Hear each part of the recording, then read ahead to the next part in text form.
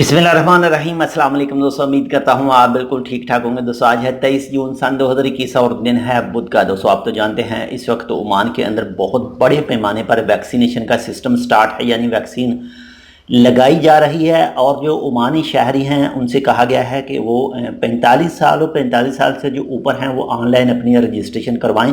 और उसके बाद में अमान कन्वेंशन एंड एग्जीबिशन सेंटर में जैसे ही उनको कॉल आएगी, जैसे ही उनका नंबर आएगा, तो वो जाकर वहाँ पर वैक्सीन लगवा सकते हैं। हर किसी को दबाव नहीं डाला जा सकता कि आप वैक्सीन लगवाएं, लेकिन वैक्सीन लगवाना आपके लिए ज़रूरी है ताकि आप कोविड-19 से बच सकें।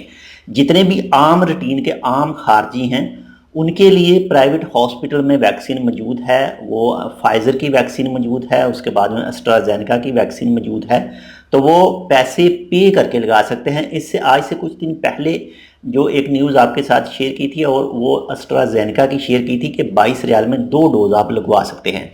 तो बाकी फाइज़र की कुछ कहा जा रहा है 44 रियाल या 40 रियाल से ऊपर, लेकिन अभी मिनिस्ट्री की तरफ से उसकी क्या प्राइस है वो क्लियर नहीं की गई। जो एस्ट्राजेनेका की है वो तो मिनिस्ट्री की तरफ से कहा गया था कि 16 रियाल जो है वो वैक्सीन की है और 6 रियाल जो है वो हॉस्पिटल की कॉस्ट है, तो टोटल 22 रियाल बनते हैं। तो आपने अगर वैक्सीन लगवानी है प्राइवेट हॉस्पिटल में जाकर, तो आपके पास डॉक्यूमेंट होनी चाहिए। आपने वो बुकिंग करवानी है, तो जैसे ही आपका नंबर आएगा तो आपको वो वैक्सीन लगाई जाएगी, आपको बुलाया जाएगा।